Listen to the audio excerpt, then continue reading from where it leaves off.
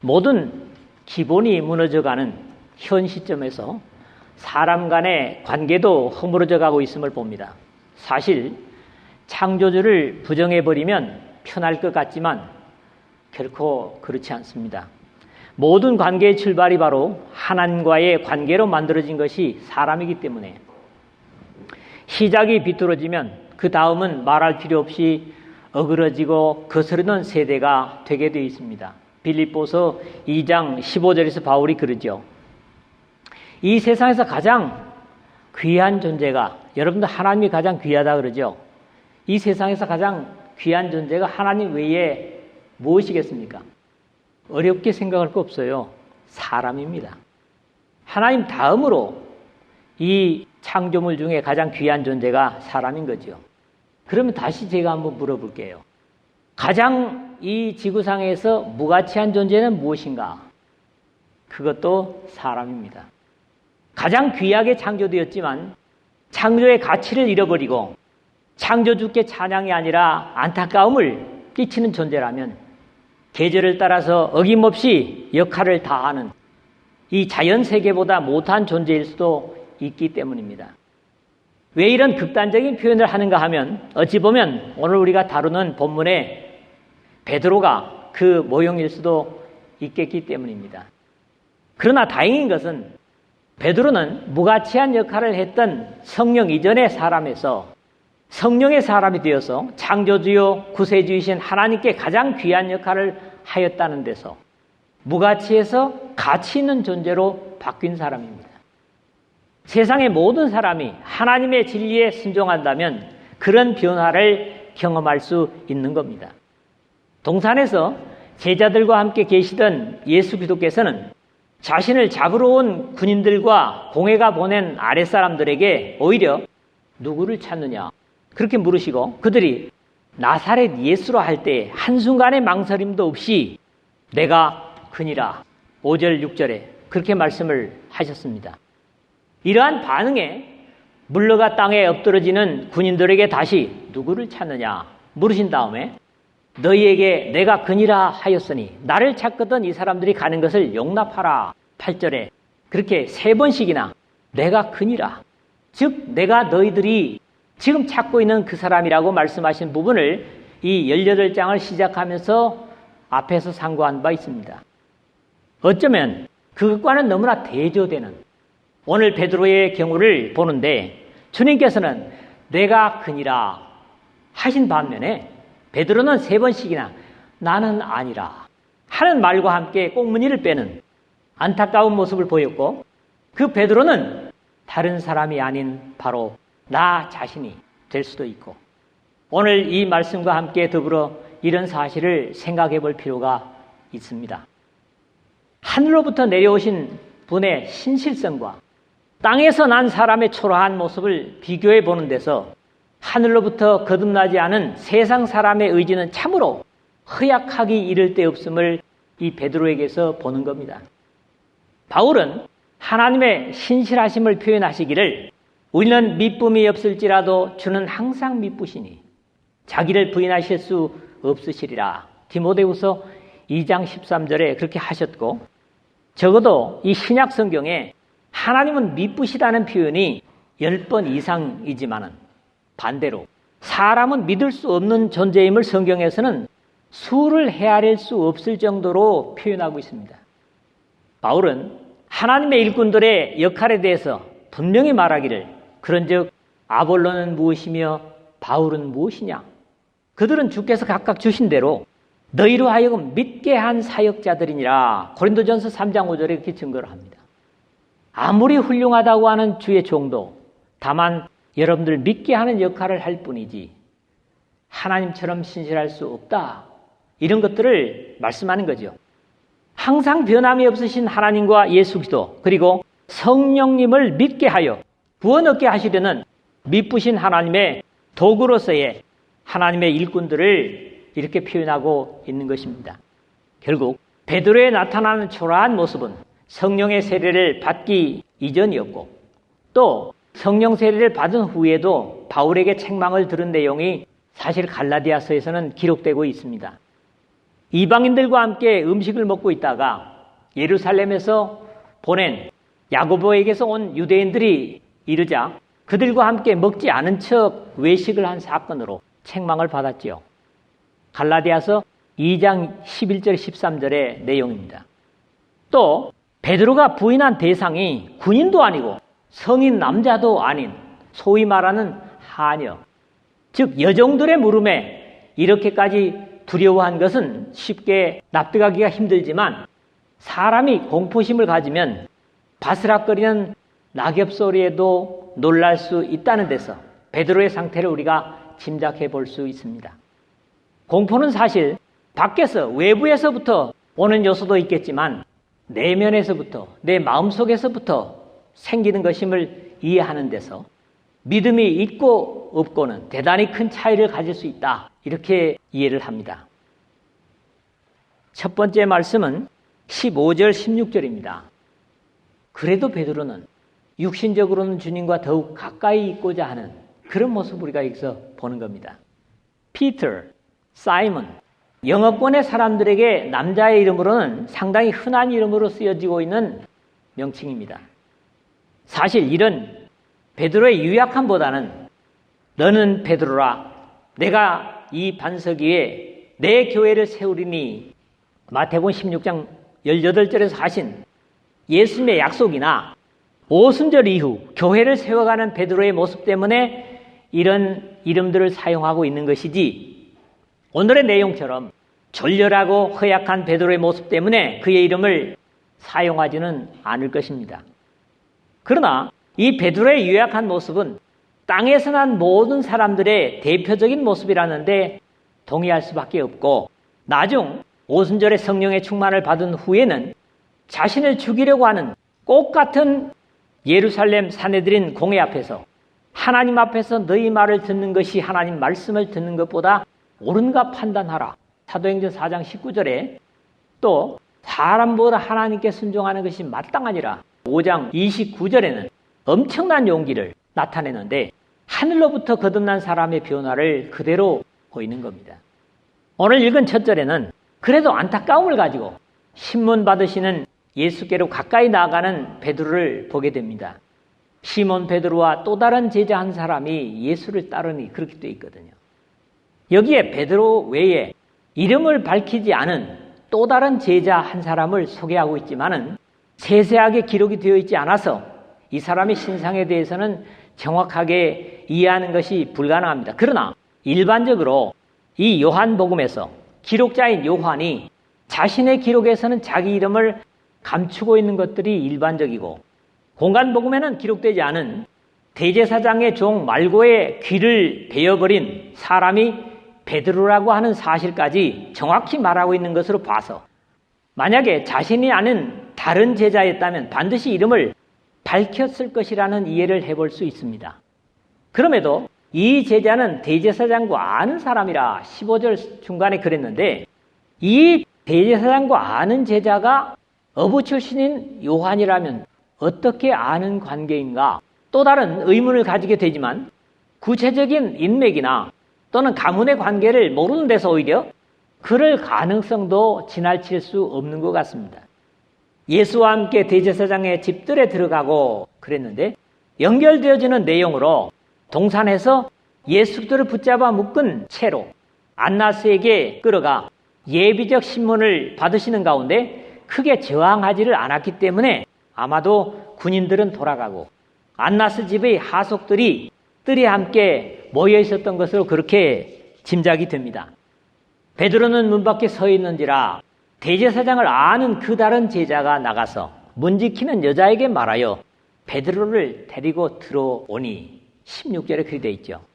예수님을 따라서 대문을 지나서 들어온 데까지 한 제자가 대제사장과 알기 때문에 문제가 없었지만은 베드로는 따라 들어갈 수가 없었으므로 나가서 문 지키는 여자에게 말하여 베드로를 데리고 들어오니 한 것으로 상황을 직접 본 요한답게 자세히 기록하고 있음에도 요한은 주님의 움직임을 직접 본 사람으로 자신의 이름을 숨기고 있지만 모든 것들이 사실이었음을 증거하고 있는 것을 보게 됩니다. 그래도 여기까지는 제자로서의 역할을 다 해보겠다는 인간적인 결심과 노력으로 주님을 가까이 하려는 베드로의 모습을 보게 됩니다. 그러나 단순히 육신이 가까이 있다고 꼭 가까운 것은 아니죠. 익숙치 못한 어색한 분위기와 이미 마음은 공포심으로 가득 차 있는 상황에서 문제는 발생되는 모습을 두 번째에서 보게 되겠습니다. 17절에서 18절까지 자, 이 베드로가 지금 안뜰에 있긴 하지만은 이 얼마나 불편한 심기와 장소였을까 그런 걸 두 번째로 생각을 하게 됩니다. 베드로가 예수 그리스도를 부인하게 된 것은 사실 절대로 계획된 것은 아니었을 겁니다. 문 지키는 여종이 베드로에게 말하되 너도 이 사람의 제자 중 하나가 아니냐 하니 요즘 말로 엉겹결에 뜻하지 않은 상황에서 일어난 실수이지만 너무나 안타까운 사람의 유약함의 모습입니다. 그가 말하되 나는 아니라 하고 칼이나 창을 들고 위협하며 또는 활을 겨누고 쏘려고 하는 앞에서도 아니고 아직 어린 티가 나는 여종 파이디스케라는 히라보입니다. 본래적인 의미가 여성, 노예, 종, 하녀, 또 소녀라는 그런 의미들도 가지고 있는 말에 너무나 쉽게 무너지는 베드로를 본다는 겁니다. 그것도 대제사장과 아는 제자의 부탁으로 베드로를 데리고 들어가는 가운데 별로 어려운 상황에서 물은 것도 아닌데 이렇게 부인해버린 데 문제가 있습니다. 제자들과 만찬 석상에서 베드로가 이르되 주여 내가 지금은 어찌하여 따라갈 수 없나이까 주를 위하여 내 목숨을 버리겠나이다. 13장 37절에 큰소리치던 베드로의 장담이 어린 하녀 앞에서 여지없이 무너지고 만 것입니다. 그러나 우리가 베드로를 탓할 수 없는 것은 우리 역시 혈기나 인간적인 노력으로 신앙생활을 하려 한다면 베드로보다 못했으면 못했지 절대로 나을 수 없을 것이라는 짐작입니다. 결국 하나님께서 주시는 권능, 성령을 힘입지 않고서는 누구나 마찬가지일 것이기 때문입니다. 예수께서 사람들이 너희를 끌어다가 넘겨줄 때에 무슨 말을 할까 미리 염려하지 말고 무엇이든지 그때에 너희에게 주시는 그 말을 하라. 말하는 이는 너희가 아니요 성령이시니라. 마가복음 13장 11절에 하신 약속은 장래에 성령의 능력으로 행할 때에 비로소 가능한 약속이셨던 겁니다. 그때가 추운 고로 종과 아랫 사람들이 불을 피우고 서서 쬐니 베드로와 함께 서서 쬐더라. 18절에 그렇게 되어 있는데 생각지 못하게 문을 열어주는 어린 하녀 앞에 주님을 부인해버리고 무슨 생각으로 불을 쬐고 있었을까 궁금하지 않습니까? 아무래도 믿음의 확신이 사라져버린 공포 속에서 육신으로도 더욱 추위를 느끼지 않았겠는가 그런 짐작을 하게 됩니다. 누가복음의 같은 기록에서는 사람들이 뜰 가운데 불을 피우고 함께 앉았는지라 베드로도 그 가운데 앉았더니 22장 55절에 그렇게 기록하는데 아직도 기온이 찬 이유에서 추위를 면하기 위하여 종들은 불을 피워두었고 그 불가에 함께 앉아서 다음에 진행되는 상황을 보고 있는 모습입니다. 3년 동안 따라다니며 어떤 때는 성미 급하게 설치다가 일을 그르치게 만든 일도 있었고 그 수많은 기적과 자연을 움직이시고 치료하시고 수많은 군중들에게 기적의 떡을 먹이시던 지난 일들이 아마 주마등처럼 베드로의 머리를 스치고 지나가는 가운데 익숙지 못한 사람들에게 불가에 어색하게 앉아있는 베드로의 상황이 짐작이 됩니다. 어쩌면 베드로는 예수들을 따라다니며 천방지축으로 행하다가 책망을 받고 민망한 경험을 한 경우도 있었겠지만 어느 때보다도 베드로에게 힘겹고 어려운 상황이 바로 화롯가에 불을 쬐고 있는 이런 상황이 아니었겠는가 그렇게 나름대로 짐작을 해봅니다. 우리 역시 주님을 시인하지 못하고 용기를 잃고 얼른 지나가기를 바라는 상황이 가장 견디기 힘들 것인데 당시 베드로의 상황이 그런 입장이 아니었을까 짐작하는 겁니다. 우리가 이런 불편한 상황에 있을 수도 있습니다. 주님을 믿지 않은 사람들, 그것도 자격이 없으면서 주님을 신문하는 안나스처럼 예수 그리스도에 대해 부정적으로 입에 올리는 사람들 가운데 있다 보면 참 편치 못한 상황이 될 수도 있습니다. 그럴지라도 주님을 믿고 따라 섬기는 사람이라면 불신의 맞장구를 칠 수는 없고 오히려 성령을 의지하면서 나의 삶 속에 오셔서 많은 것들을 생명으로 변화시키신 주님을 시인할 수 있다면 그런 곳에서도 은혜를 끼칠 수 있을 것이다. 그런 짐작을 경험 속에서 하게 됩니다. 그러나 이렇게 유약하게 버티고 있는 상황에서는 계속해서 같은 상황을 만들어갈 수 있음을 다음의 주제에서 보게 됩니다. 긍정적인 상황은 계속 믿음으로 갈 수 있지만 부정적인 출발은 역시 부정으로 이끌려갈 수 있다는 데서 이런 입장에서 상황의 전환이 사실 빠를수록 좋겠죠. 세 번째 말씀은 25절에서 27절의 말씀을 베드로는 주님을 부인하게 되니까 실제로 본 사람의 증거까지 부인을 합니다. 증인의 말까지 부인하게 되는 초라함과 유약함을 이 세 번째 부분에서 보는데 우리가 절대로 이런 경지에까지 가서는 안 되겠죠. 앞에서는 문 열어주는 하녀 앞에서 주님을 부인했지만 이번에는 함께 불가에 앉아있던 사람들과의 대화에서 두 번씩이나 연거푸 주님을 부인하고 말았고 예수 그리스도의 네가 나를 위하여 네 목숨을 버리겠느냐? 내가 진실로 진실로 네게 이르노니 닭 울기 전에 네가 3번 나를 부인하리라. 이미 앞에 13장 38절 그리고 마태복음 26장 34절이라든가 누가복음 22장 34절에도 하셨던 예언이 이 안타까운 상황에서도 그대로 이루어지고 맙니다. 시몬 베드로가 서서 불을 쬐더니 사람들이 묻되 너도 그 제자 중 하나가 아니냐? 베드로가 부인하여 이르되 나는 아니라 하니 이때 이미 우리 주님은 신문을 받고 계셨고 불빛이 밝은 것도 아니고 불피운 화롯가에서 이 사람들이 누구였는지는 모르지만 공간복음에서는 마태나 마가는 첫 번째와 두 번째의 질문자가 모두 여종인 것으로 그렇게 기록을 합니다. 앞에 문 열어주던 여종과 같이 하녀였던 것으로 기록하는데 마태복음 26장 69절에서 72절이라든가 또는 마가복음 16장 66절에서 69절에 직접 확인해 보시길 바랍니다. 시몬 베드로가 서서 불을 쬐더니 사람들이 묻되 너도 그 제자 중 하나가 아니냐? 25절 상반절 읽겠습니다. 사람들과 함께 앉아 불을 쬐면서 안에서 신문을 받고 계시는 주님의 동태를 기웃거리고 있는 가운데 또 한 사람이 앞의 여종 같은 질문을 던지고 있는 겁니다. 그러나 부정한다는 생각에 깊은 생각을 갖지 않은 것처럼 쉽게 대답을 하고 맙니다. 베드로가 부인하여 이르되 나는 아니라 하니 연이어 너무나 쉽게 나오는 이 답변에 오히려 의아할 정도입니다.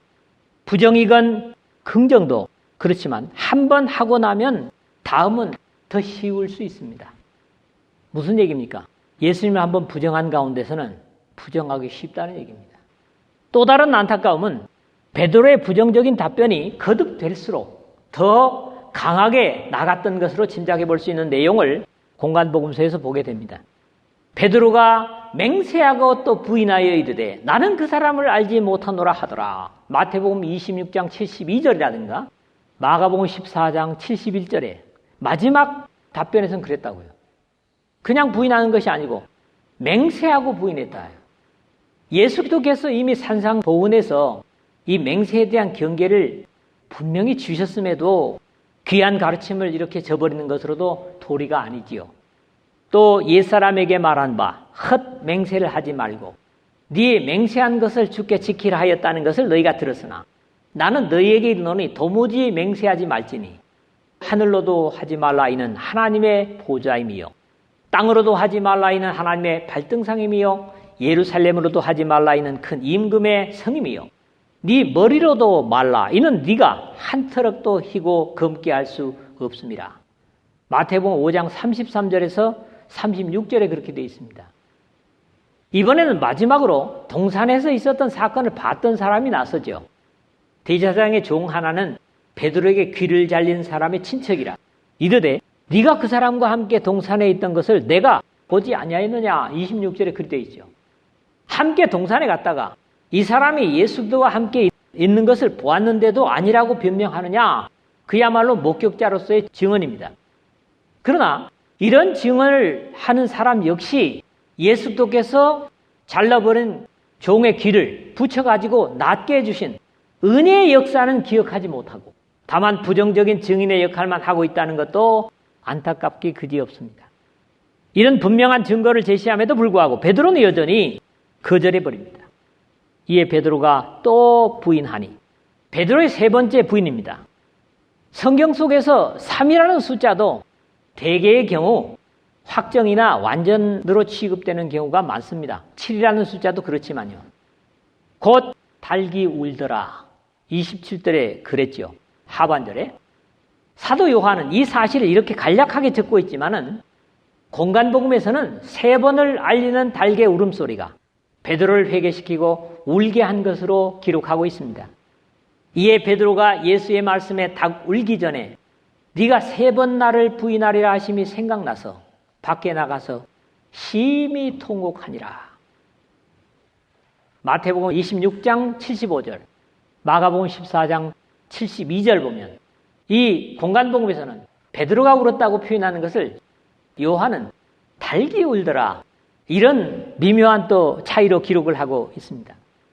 좀 더 안타까운 이 상황을 누가가 전하기를 주께서 돌이켜 베드로를 보시니 베드로가 주의 말씀 곧 오늘 닭 울기 전에 네가 3번 나를 부인하리라 하심이 생각나서 밖에 나가서 심히 통곡하니라, 그렇게 기록을 하고 있습니다. 누가복음 22장 61절에서 62절이죠.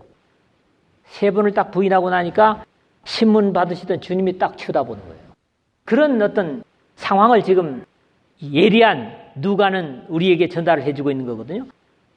별로 깊은 생각 없이 3번이나 예수들을 모른다고 부인하였는데 안에서 신문 받고 계시던 주님께서 호련히 베드로를 쳐다보시는 것을 뵙고 베드로는 얼마나 미안하고 쑥스럽고 안쓰러웠을까, 그런 생각을 해볼 수 있습니다. 결국 베드로의 회개를 위해서 하나님은 달게 자연적인 행동을 사용하셨고 예수께서 다시 보시는 것으로 베드로를 단속해 주심으로써 베드로는 회개할 수 있었고, 이것은 오늘 우리에게도 중요한 교훈이 될 수 있습니다. 어떤 경우에 못할 짓을 하고 하나님께서 반드시 이런 상징을 줘서 회개케 하시는 것을 놓치면 안 된다고 하는 거죠. 때로 우리가 믿는 사람으로서 주님을 부인하는 것과 다름이 없는 상황에 간다고 할지라도 하나님께서는 닭울음소리 같이 우리를 일깨우시는 사실입니다. 사실 회개도 우리가 하고 싶다고 할 수 있는 것이 아니라 통회하는 마음, 애통하는 심령을 주셔야 가능함을 성경에서 봅니다. 어쨌든 주님께서는 애통하는 자는 복이 나니 그들이 위로를 받을 것이며, 마태복음 5장 4절에 하심으로써 죄를 슬퍼하고 안타까워하는 자가 복이 있다고 하셨으므로 빛과 생명보다는 죄와 악에 더 가까운 자신의 연약함을 탄식하며 하나님의 말씀과 성령을 의지하는 사람들이 마지막까지 승리할 것을 성경은 약속하고 있습니다. 언젠가 예전에도 제가 언급한 것으로 기억을 하는데, 이 베드로의 주님을 부인한 이야기를 공간복음 중에 누가복음이 가장 분명하고 체계적인 기록으로 보인다고 제가 말씀을 드린 바가 있습니다. 누가복음 22장 54절에서 62절의 내용을 참고를 하시면 그렇죠. 거기 보면 그렇습니다. 57절에 보니까 내가 그를 알지 못하노라. 십자가에 달려 계신 예수님을 알지 못한다고 부인을 하고, 두 번째는 58절에 나는 그 사람의 제자가 아니다. 그리고 세 번째로는 60절에 너가 그 사람이 제자라고 하는 이 그 사람을 보고 나는 네가 하는 말을 알지 못하노라. 이렇게 점진적인 부정으로 누가는 기록을 하고 있다는 거죠. 주님을 부인해버린 곳에 나라는 존재도 없어지고 나라는 존재가 없을 때 너의 관계도 사라져버린다. 그런 말씀을 드렸는데 기억이 나는지 모르겠습니다. 물론 이 요한복음은 세 번 다 두 번째 입장입니다. 나는 아니로라. 예수 그리스도께서는 제자의 도리를 말씀하시면서 누구든지 나를 따라 오려거든 자기를 부인하고 자기 십자가를 지고 나를 따를 것이니라. 마태복음 16장 24절에서 공간복음에 다 그렇게 말씀을 하신 바 있습니다. 그러나 자기 자신, 나는 아니라, 이런 상황에서 해서는 옳지 않은 것이죠. 이런 부인은 말이죠. 엄밀하게 말하면 베드로는 자기 자신을 부인하지 못했기 때문에 주님을 부인하고 있는 것이다. 이렇게 보는 거죠. 내가 살겠다고 주님을 죽이는 것이기 때문입니다. 믿음의 사람들이 이렇게 되면 안 되겠지요. 이렇게 똑같은 사건의 기록이라도 은혜 주시는 대로 기록했기 때문에 베드로 사도의 주님께 대한 부인의 사실조차도 기록한 각자의 독특한 묘사를 통해서도 우리가 깨닫는 바가 있어서 감사를 드리게 됩니다. 말씀을 맺겠습니다. 나 자신이 부정되어지지 않은 상태에서는 비록 육신적으로 예수님을 가까이 하려고 할지라도 결국은 주님을 부인하게 만들고 마는 것이 사실입니다. 주님을 따르는 삶은 자신이 죽고 부정되고 주님으로 사시는 삶이어야만 하는데 바울의 고백이 바로 그것이죠. 내가 그리스도와 함께 십자가에 못 박혔나니 그런즉 이제는 내가 사는 것이 아니요 오직 내 안에 그리스도께서 사시는 것이라.